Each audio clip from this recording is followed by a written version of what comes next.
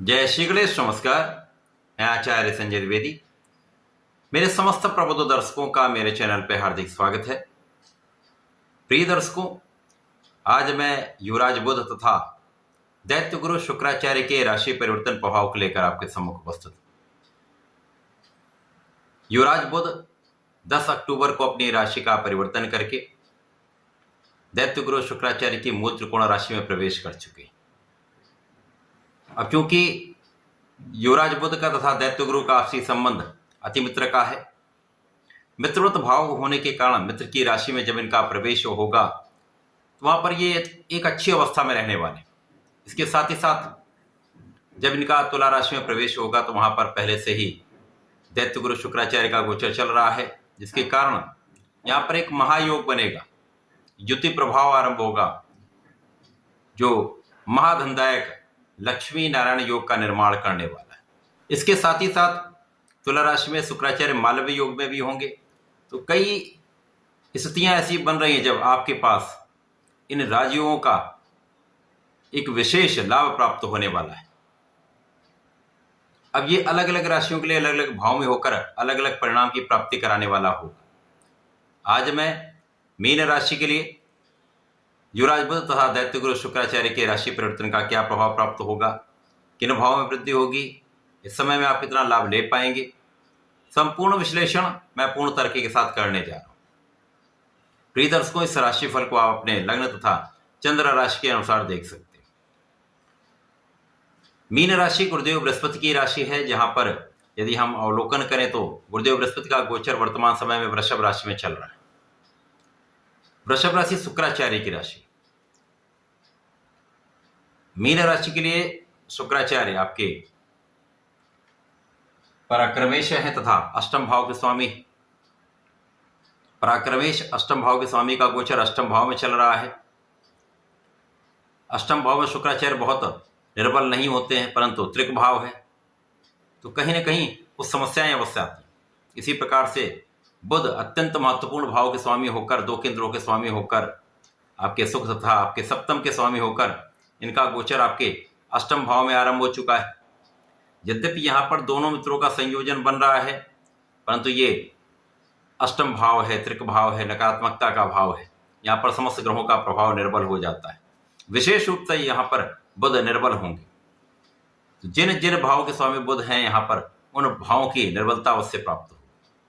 इसी प्रकार से यदि हम सभी जानते हैं कि बुध इस जगत में जितने भी कार्य क्षेत्र उनमें उनका कार्यकत्व होता है।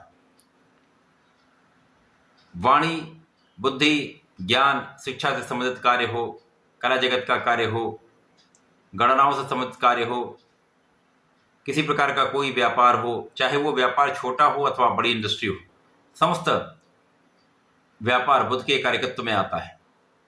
इसी प्रकार से शुक्राचार्य जो इस भौतिक जगत में समस्त सुखों को प्रदान करते हैं, धन संपदा देने वाले हैं, इन दोनों का संयोजन अष्टम भाव में होकर इन भावों की निर्बलता अवश्य देगा। यद्यपि इस समय में गुरुदेव बृहस्पति का प्रभाव आपके भाग्य को बढ़ाने वाला है, महाभाग्य का साथ आपको मिलेगा। तृतीय भाव में होकर गुरुदेव बृहस्पति निश्चित रूप से यहां पर प्रभावी है। इस संयोजन से महालक्ष्मी योग का जो भाव बन रहा है, आपके अष्टम भाव में योग बन रहा है, उसका कोई बहुत बड़ा लाभ यहाँ पर मीन राशि के जातकों को प्रारंभ में प्राप्त नहीं होगा। ये 4 दिन का ही महायोग बन रहा है। यहाँ पर कुछ धन का लाभ अवश्य आपको अचानक होता रहेगा, कुछ धन प्राप्त होता रहेगा, परंतु इस समय में आपको वाणी भी संयमित रखनी होगी, परिवार के बीच में सामंजस्य भी बनाकर रखना होगा, सोच विचार कर बात भी करनी होगी। इस समय विशेष रूप से जीवन साथी के साथ सामंजस्य बनाकर चलना चाहिए। जीवन साथी के साथ आपसी क्लेश को दूर करके प्रेम में वृद्धि करनी चाहिए। साझेदारी में जो समस्याएं या भ्रम है उनको दूर करके आपको एक अच्छा सामंजस्य स्थापित करना चाहिए, तब उनका लाभ आपको प्राप्त हो। इस समय में सुखों के होते हुए भी सुखों का उतना लाभ आप नहीं ले पाते, सुख संपत्ति होते हुए भी आप उनका उपभोग नहीं कर पाते।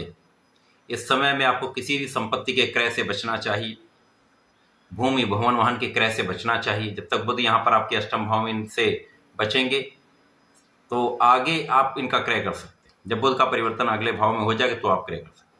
इस बुध और शुक्राचार्य के राशि परिवर्तन से माता के सुखों में कहीं न कहीं कुछ समस्या हो सकती है, माता से कुछ दूरी हो सकती है।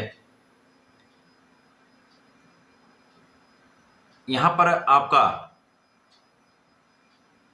पेट से संबंधित कुछ समस्याओं के होने का योग बन रहा है, तो भोजन पर आपको बहुत सावधान रहना चाहिए, खाने पीने पर पूर्ण नियंत्रण रखना चाहिए, बाहरी खाने से बचना चाहिए। यदि आप ऐसा करते हैं तो इस समय में कोई बड़ी समस्या नहीं हो। स्किन डिजीज अथवा एलर्जी की समस्याओं का, मौसम के रोगों की समस्याओं का योग बन रहा है। सावधानी रखेंगे तो समस्याओं से बच पाएंगे। अब जब शुक्राचार्य का राशि परिवर्तन 13 अक्टूबर को भाग्य भाव में हो जाएगा तो यहां से आपके जीवन में एक बड़ा परिवर्तन हो जाएगा। जो स्वास्थ्य समस्याएं थी वो दूर होंगी, स्वास्थ्य लाभ मिलेगा, आकस्मिक जो कष्ट हो रहे थे वो दूर होंगे तथा यहां पर आपका लाभ बढ़ जाएगा, भाग्य का संपूर्ण साथ मिलेगा तथा धन का मार्ग प्रशस्त हो जाएगा। धन के कई मार्ग बन जाएंगे, धन का अकारण व्यय रुक जाएगा।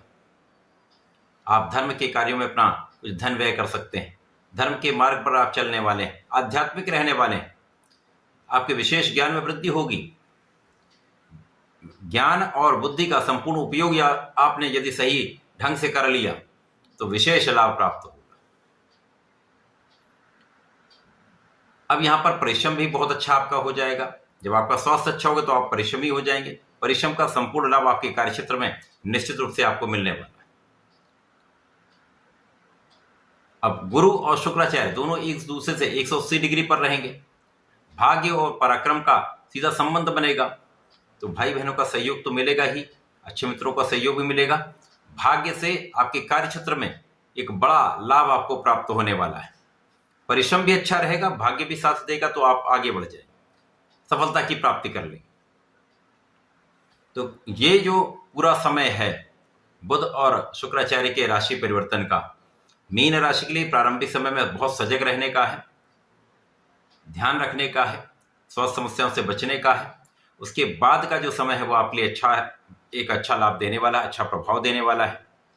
तो इस समय में आपको नियमित रूप से भगवान गणपति की आराधना करनी चाहिए। नित्य हनुमान अष्टक का पाठ करें, गणपति जी के संकटनाशन गणेश स्तोत्रम का पाठ करें, तो इन शारीरिक कष्टों से भी बचाएंगे और आपको अवरोधों से भी बचाएंगे। जीवन में आपको प्रगति का अवसर अवश्य प्राप्त होगा। तो ऐसा करके इसका लाभ लें। धन्यवाद, नमस्कार।